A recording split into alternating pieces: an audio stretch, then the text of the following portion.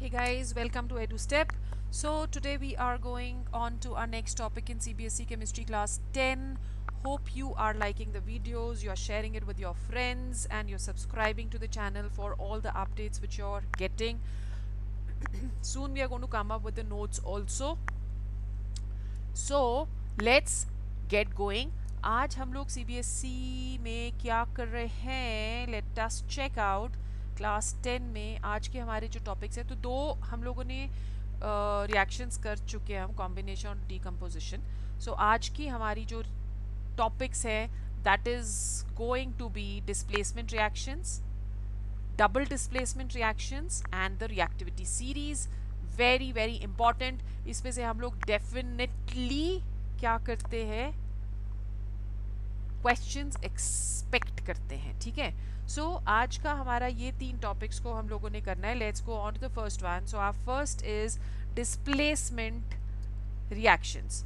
सो displacement reactions में आपकी उसमें एक एक्टिविटी दी हुई है। सबसे पहले डिस्प्लेसमेंट रिएक्शंस होती क्या है, जिसमें one element takes the place of another element. Okay, so displacement reactions are those in which one element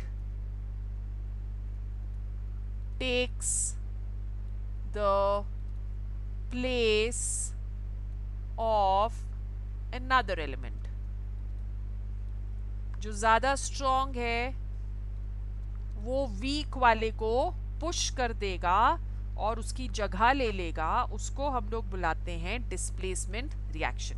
तो जनरली जब हम लोग मेटल्स करते हैं तो जो ज़्यादा एक्टिव मेटल होता है वो कम एक्टिव मेटल की जगह ले लेता है। तो इसके लिए एक एक्टिविटी आप देख रहे हो यहाँ पे दे रखी है। तो हम लोगों ने ये ली है कॉपर सल्फेट सॉल्यूशन गाइस, और ये हमने एक आयरन नेल इसमें डिप कर दिया है। तो can you see something over here? This solution was blue, the nail was thin. When you are looking at the first tube, when we are moving on to the second tube, तो क्या differences देख रहे हो? आप देख रहे हो कि ये जो कलर है ये चेंज हो गया टू ग्रीन, और नेल देख रहे हो कितना थिक हो गया। तो इसका मतलब इसके ऊपर कुछ deposition has taken place. So what is basically happening over here? What is the reaction which is happening over here? इस पे जो Fe था नेल का, ये रिएक्ट कर रहा है with the copper sulfate solution which is blue in color, और आयरन कॉपर से ज़्यादा एक्टिव है, ज़्यादा स्ट्रॉन्ग है, तो वो कॉपर की जगह ले लेता है और हमारे पास ग्रीन कलर की सोल्यूशन हो जाती है which is ferrous sulfate, right. और वो जो नेल इतना थिक हो गया है that is due to the deposition of copper. So green colour is due to formation of ferrous sulfate. This is the change which is happening over here. So what are we doing? That we are saying कि जो ज़्यादा active metal होता है वो कम active metal की जगह ले लेता है। So we can take a lot of examples of displacement reactions. Let's see, अगर हम जिंक लेते हैं और H2SO4 के साथ रिएक्ट करते हैं तो जिंक हाइड्रोजन की जगह ले लेगा zinc sulphate plus hydrogen. Okay, अगर हम जिंक को रिएक्ट कर रहे हैं कॉपर सल्फेट के साथ तो जिंक कॉपर से ज़्यादा एक्टिव है, ब्लू कलर की सॉल्यूशन जो है वो वाइट में कन्वर्ट हो जाती है due to the formation of zinc sulphate, and copper is deposited. Okay, अगर हम मैग्नीशियम की रिएक्शन करते हैं कॉपर सल्फेट के साथ, अगेन कॉपर सल्फेट का ब्लू कलर डिसअपेयर हो जाता है due to the formation of magnesium sulphate, and again copper will get deposited. ठीक है, सो ये सोल्यूशन में ही रहेगा। So this is aqueous, this is again aqueous, and this is again aqueous, right. अगर हम लोग लेड लेते हैं और उसे हम लोग कॉपर क्लोराइड के साथ रिएक्ट कर रहे हैं, सो lead will take the place of copper because lead is more active to give us a solution of lead chloride and copper. अब अगर हम लोग क्लोरीन को ऐड करते हैं, it's not only the metals जो कि डिस्प्लेस करते हैं, नॉन मेटल्स भी डिस्प्लेस कर सकते हैं. जो ज़्यादा एक्टिव नॉन मेटल्स होंगे वो कम जो एक्टिव होंगे उनको डिस्प्लेस कर लेंगे. जैसे फॉर एग्जांपल अगर आप ले रहे हो KBr, सो KBr को आप क्लोरीन के साथ अगर रिएक्ट करते हो तो ये हमें दे देगा KCl plus bromine. So bromine को क्लोरीन ने यहाँ पे डिस्प्लेस कर लिया है. ठीक है. Now if you are taking a reaction in which we are looking at a less active metal than copper, like for example if you're taking AgNO3 और इसे हम कॉपर के साथ रिएक्ट करते हैं तो हमारे पास कॉपर सिल्वर को डिस्प्लेस कर लेता है because copper is more active than silver. So we are going to get copper nitrate and silver will get deposited. Okay, so these are all examples of displacement reactions. We have another reactivity with respect to the displacement reactions. So यहाँ पे आप बोलोगे कि ये क्या है, test tubes, बेकार सी test tubes में क्या लिया हुआ है. तो बच्चों ये बेकार सी टेस्ट ट्यूब्स नहीं है, ये हमारे पास है, हमने इसमें लिया है AgNO3 सॉल्यूशन. और इस AgNO3 सॉल्यूशन में हम लोगों ने कॉपर का एक कॉइल इंसर्ट कर दिया है. सो दिस इज कॉपर, राइट. अब हम कह रहे हैं कि कॉपर Ag से ज्यादा रिएक्टिव है, right. So slowly what will happen, you can see that this colour is changing to blue और धीरे धीरे ये ज्यादा इंटेंस ब्लू हो जाएगा. The blue color is due to formation of copper sulfate.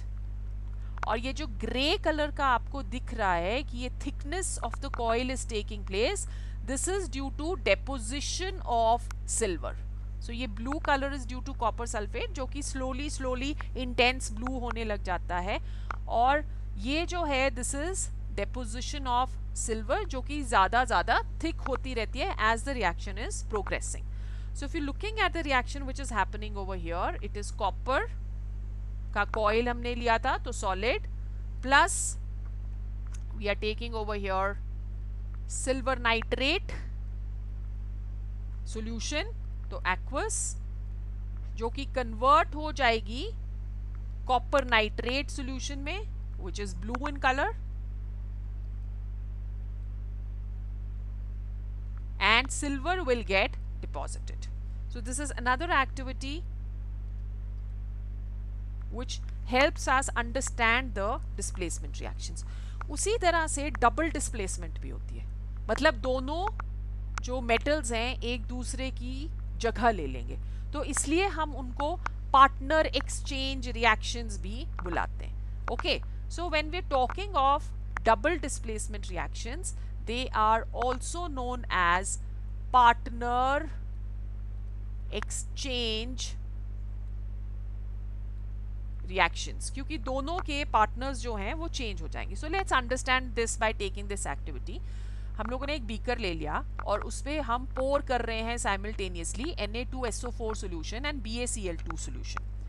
जैसे ये दोनों मिक्स होंगे इमीडिएटली हमारे पास वाइट कलर का प्रेसिपिटेट आ जाएगा बेरियम सल्फेट का. ओके, और जो सॉल्यूशन है, क्लियर सॉल्यूशन जो है, that is going to be that of sodium chloride. So we're talking over here of the reaction which is taking place. The reaction is going to be, we are mixing BaCl2 aqueous with sodium sulfate, and immediately on mixing we are going to get a white precipitate of barium sulfate. precipitate को हम downward arrow की तरह बोलते हैं, मतलब उसको उस तरह से इम्प्लाई करते हैं. and we have NaCl which stays in the aqueous state. ठीक है, तो अब यहाँ पे देखो क्या हो रहा है, बेरियम ने सोडियम की जगह ले लिया और सोडियम ने बेरियम की जगह ले लिया. That is why we call them as partner exchange reactions. So we can do a lot of examples with respect to the partner exchange reactions. Let's see what all examples can we do over here. हम लोग यहाँ पे ले सकते हैं examples like AgNO3 silver nitrate aqueous plus NaCl. So precipitation reactions जितनी भी होती हैं they all are partner exchange reactions. इस चीज को आपने ध्यान में रखना है. So AgCl, we are going to get a white precipitate of AgCl over here and plus sodium nitrate which will stay in the solution form. Got it? Another example which we can take is that of barium chloride. तो हम mix कर रहे हैं solution of barium chloride with sulfuric acid and we will get a white precipitate of barium sulfate plus HCl which will stay in the aqueous state. Okay, फिर हमारे पास आ गया copper sulfate which is blue in color and we are reacting this with hydrogen sulfide. Copper will exchange places with hydrogen to give us a black precipitate of copper sulfide. So this is black in color plus H2SO4 which will stay in the aqueous state. Understood? So ये भी white precipitate आ रहा है. AgCl का भी dirty white सा ही precipitate होता है, grayish white सा. So we are getting the precipitates. So all precipitation reactions are going to be partner exchange reactions. अब displacement reaction में हमने एक चीज बोली कि जो reactivity है वो depend करती है on the activity of the metal. जो ज़्यादा active metal होता है वो less active metal को displace करता है. ठीक है? So that depends on the activity series या reactivity series. तो reactivity series क्या होती है? Reactivity series is the arrangement of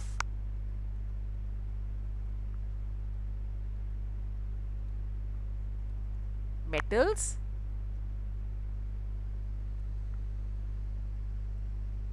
in decreasing order of their reactivities.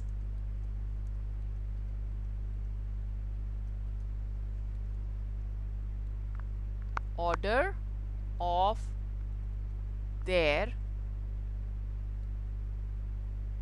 reactivities. तो जो ज़्यादा रिएक्टिव है वो ऊपर है, जैसे पोटेशियम हो गया वो सबसे ज़्यादा रिएक्टिव है तो सबसे ऊपर है, और गोल्ड सबसे कम रिएक्टिव है तो वो सबसे नीचे है. तो जो नीचे वाले होंगे वो ऊपर वालों को डिस्प्लेस नहीं कर सकते, ऊपर वाले नीचे वालों को डिस्प्लेस कर सकते हैं. जैसे पोटेशियम सोडियम को डिस्प्लेस कर सकता है. ठीक है? In a similar manner zinc iron को डिस्प्लेस कर सकता है, पर जिंक एल्यूमिनियम को डिस्प्लेस नहीं कर सकता, या कैल्शियम को या पोटेशियम को डिस्प्लेस नहीं कर सकता. So how do you remember the reactivity series? Please stop calling me a careless zebra. Instead, try learning how copper saves gold. So potassium, sodium, calcium, magnesium, aluminium, carbon, zinc, iron, tin, lead, hydrogen, copper, silver and gold. Alright. So अगर suppose आपको reaction lead और copper के बीच में दे रखी है, so copper will not be able to displace lead. But lead can displace copper. Okay, या अगर आपको आयरन और लेड में दे रखी है तो आयरन जो है वो लेड को डिस्प्लेस कर सकता है, पर लेड आयरन को डिस्प्लेस नहीं कर पाएगा. ये चीज आपने याद रखनी है. This is very very important. So in general what are we saying कि मोर रिएक्टिव मेटल जो कि प्लेस्ड है higher in the activity series वो डिस्प्लेस कर सकता है लेस रिएक्टिव मेटल जो कि प्लेस्ड है lower in the activity series.